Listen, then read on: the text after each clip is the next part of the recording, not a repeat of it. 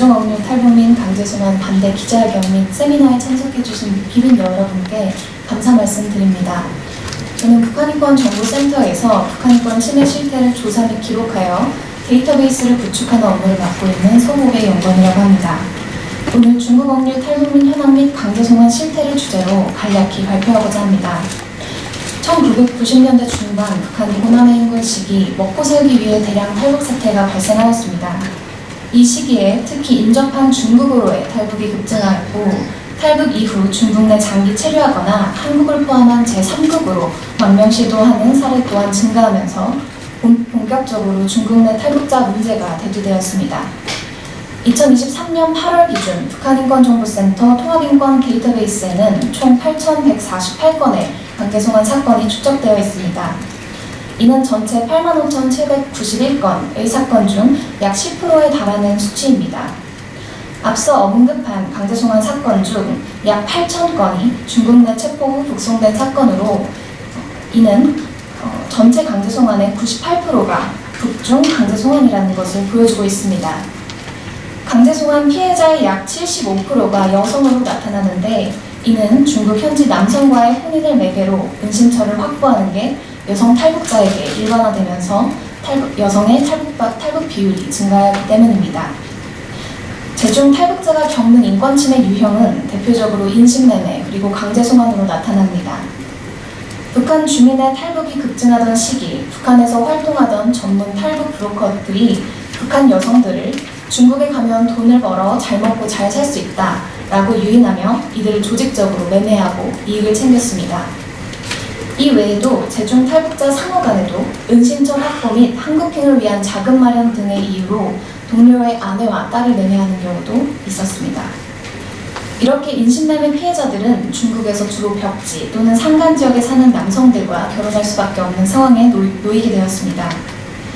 중국 체류 중인 탈북자들은 불법 체류자라는 신분으로 인해 항상 강제송환 당할 수 있다라는 불안감 속에서 살고 있으며 인신매매를 당했을지라도 그 피해 사실을 호소할 수 없습니다.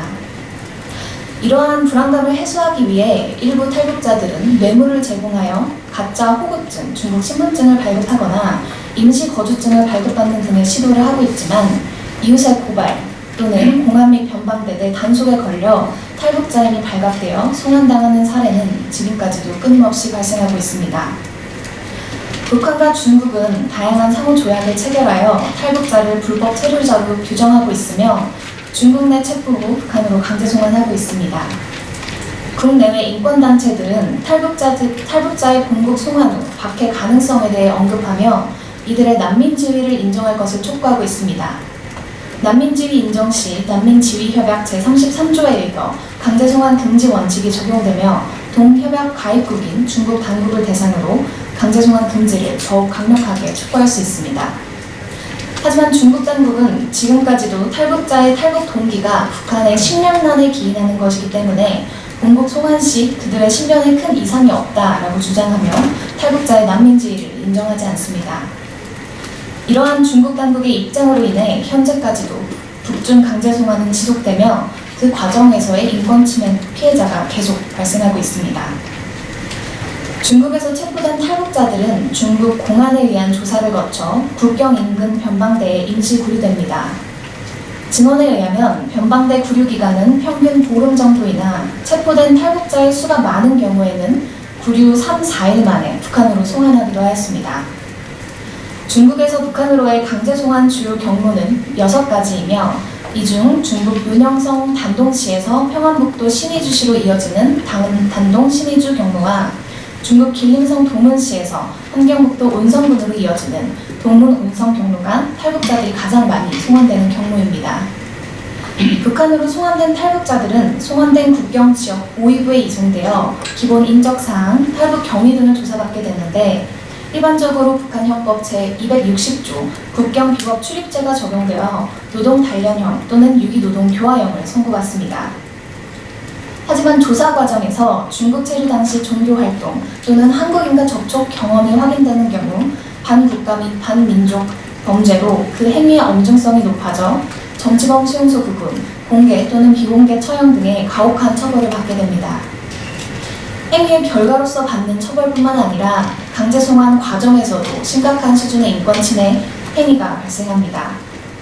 북한 내 보위부, 안전부, 집결소 등 여러 기관을 거치며 비법 월경자를 대상으로 불법 금융, 불법 구금, 고문 및 폭행, 성폭행, 강제 낙태, 강제 노동 등이 자행되며 심한 경우 송환 과정에서 식량 제공 미비로 인한 영양실조 또는 치료 제공 미비로 인한 건강 악화로 사망에 이르는 경우도 존재합니다. 최근 중국의 감시 기술의 발전으로 인해 탈북자의 강제 송환에 대한 불안감은 크게 증가하였습니다. 중국의 안면 및 생체 인식 기술은 고도화되어 기존 대인 감시 체제에서 벗어나 디지털 감시 체제로 이행하였습니다. 이러한 디지털 감시 체제 하에 중국 내 탈북자 식별 능력이 굉장히 증대하여 탈북자 단속이 더 쉬워졌으며 실제 단속당한 사례도 심심치 않게 들려오고 있습니다. 또한 2014년 7월 중국 내 거주증 1원화 제도가 정립되고 호적제도의 전산 시스템화를 진행하며 기존 탈북자들이 신변보호를 위해 발급한 소위 가짜 호구증이 발각되는 경우가 굉장히 증가했으며 새로운 호구를 만드는 것 자체도 매우 어려워졌습니다. 이러한 상황과 더불어 2019년 말부터 시작된 코로나19로 인해 인근 상점, 병원 등 출입 시 핸드폰에 호구를 등록하여 발급받은 QR을 활용하게 되며 호구가 없는 탈북자들은 꼼짝없이 단속되는 상황에 놓이게 되었습니다.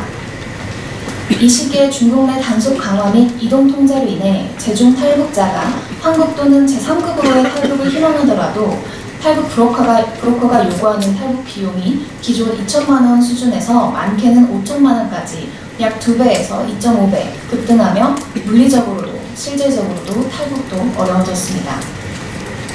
최근 중국 일부 지역에서는 중국인과 혼인관계에 있는 탈북자를 대상으로 해당 지역 내 체류를 허가하는 임시 거주증을 발급한다는 증언이 다수 보고되고 있습니다. 이에 대해 중국에서 가정을 이루고 사는 탈북자에 대해 중국 당국이 강제 송환으로 인한 가족분리 상황 대신 본인이 거주하는 지역 내에서의 체류를 허가하는 것으로 이들에 대한 유화책을 사용하고 있다라고 생각할 수 있겠으나 임시거주증 관련 탈북자 증언에 의하면 임시거주증 발급 이후 한 달에 한두 번은 지역 공안에게 해당 거주지에서 살고 있다라는 걸 보고해야 하는 상황이며 심지어는 공안에게 등록한 인적 정보로 인해 일거수일투족이 감시당하고 있다는 걸 알 수 있었습니다. 즉 중국 당국에서 탈북자를 대상으로 임시거주증을 발급하는 것이 언뜻 보기에는 유화책으로 보일 수 있겠으나 발급 과정에서 탈북자라는 신분이 공개된다는 것과 해당 정보가 데이터베이스화되어 추후 단속에 활용될 위험성을 내포하고 있다는 점을 간과해서는 안 됩니다. 2023년에 들어서면서 코로나19로 인해 굳게 닫혔던 북중 국경에도 교류를 시작하려는 움직임이 포착되며 물자뿐만 아니라 인적 교류도 함께 시작될 것이라는 예측과 함께 코로나 시기 본국으로 송환되지 못한 채 중국 임시 구류시설에 대기 중인 탈북자에 대해 대규모 강제 송환이 시작될 것이라는 우려가 크게 제기되고 있는 상황입니다. 2000년대 초반 북중 대량 탈북자 강제 송환에 대한 증언을 비추어 볼 때 북중 강제 송환 재개 시 송환 빈도가 평균 일주일 미만으로 빠르게 진행될 가능성이 있으며 그렇게 북한으로 송환된 탈북자들을 대상으로 북한 내 구금 시설에서 앞서 언급했던 인권 유린 행위가 자행될 것입니다. 최근 북한인권정보센터의 연구에서 김정은 집권 이후 집중적으로 검열 또는 단속한 비사회주의 행위로 조사 참여자의 14.7%가 탈북 시도를 꼽았습니다. 이는 김정은 집권 이후 탈북 시도를 경제적 어려움에 기인하는 것이 아닌 그 자체로 비사회주의 행위로 간주하고 있다는 걸 알 수 있습니다. 더 나아가 코로나19 이후 북한 당국이 국경 통제를 위해 북중 국경에 철조망을 신설하고 국경에 무단 출입하는 인원에 대해 사격한다는 사회 안전성 포고문을 하다라는 등 더욱 엄격한 조치를 하고 있다는 점을 통해 김정은 정권이 탈북 행위를 얼마나 엄중하게 보고 있는지 알 수 있습니다. 이러한 상황에서 코로나 이후 4년 만에 재개되는 강제 송환에 대해 북한 당국이 탈북자를 대상으로 더욱 높은 강도로 처벌할 것이라는 건 자명한 일입니다. 강제 송환 재개 시 탈북자들이 직면하게 될 위험과 더불어 올해 7월 1일부로 발효된 중국의 반간첩법 개정안은 현재 중국에 거주 중인 탈북자에게도 큰 위험으로 작용합니다. 동 법에서는 법 적용 범위를 외국인에까지 확대하였으며 중국 국가안보기관의 간첩행위 혐의자의 문서, 데이터, 자료, 물품의 열람 및 수거 권한과 신체, 물품, 장소 검사 권한을 확대하였습니다. 해당 법으로 인해 중국 내 체류 중인 탈북자들의 중국 내 활동은 물론 이들의 한국 또는 제3국으로의 탈출을 돕는 이들의 활동까지 크게 제한되고 있습니다. 이는 재중 탈북자가 북한으로의 강제 송환 위험을 피하는 것을 더욱 어렵게 만들 것이며 공안에 의해 색출되는 사례도 크게 증가하게 할 것입니다. 현 시점에서 국중 강제송환 문제에 귀추가 주목되어야 합니다. 강제송환 문제에 대해 아무런 목소리를 내지 않고 흘러가는 상황을 관망한다면 이는 재중 탈북자들의 상황을 더욱 열악하게 만드는 요인이 될 것이며 자연히 북중 강제송환의 증가 및 공고화로 이어질 수밖에 없을 것입니다. 인권 문제에 침묵하는 것에는 반드시 책임이 따르게 됩니다. 이 점을 간과하지 않고 바로 이 시점에 모두가 강제송환 반대를 외치는 목소리에 힘을 실어야 한다는 것을 재차 강조하며 발표 마치겠습니다. 감사합니다.